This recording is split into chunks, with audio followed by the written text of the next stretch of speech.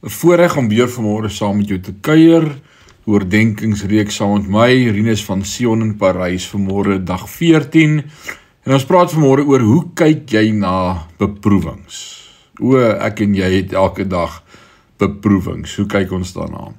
Jakobus, ons begin vanmôre met Jakobus, hoofstuk 1 vers 2 sê, my broers en susters, wanneer julle in allerlei beproewinge beland, moet julle eintlik baie bly wees. Dis groot. Wat God as 'n beproewing sal stuur of toelaat om ons geloof te versterk, sal Satan probeer uitbuit om ons te laat sondig. Omgekeerd, wat Satan as 'n versoeking na ons kant toe gooi, laat God toe as 'n beproewing. Satan wil die gebeurtenis gebruik om ons af te breek en uit te wis. God wil dieselfde gebeurtenis gebruik om ons te wys hoe getrou en groot hy is. Dink so daaraan. As 'n meesterhoutwerker my sou nooi om in 'n stoel te sit wat hy gemaak het, sou ek dit nie doen en wonder of dit my sou regop hou nie, maar eerder verwonderd wees oor hoe goed dit vervaardig is. As iemand wat nou net houtwerk begin doen, my aan die ander kant sou nooi om in 'n stoel te sit, sou skepties wees, wetende dat dit waarskynlik onder my sou ineenstort.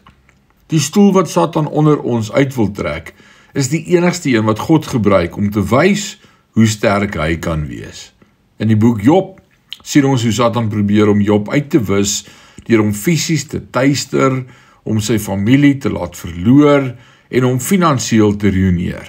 Maar God het iets anders bewys. God het bewys hoe getrou hy sou wees. Gevolglik sou die hele geskiedenis verwonderd wees oor die studie van hoe, te midde van wat die Satan vir kwaad bedoel het, God dit ten goeie gebruik het, terwyl hy Job deurgangs onderhou het en hom uiteindelik beloon het.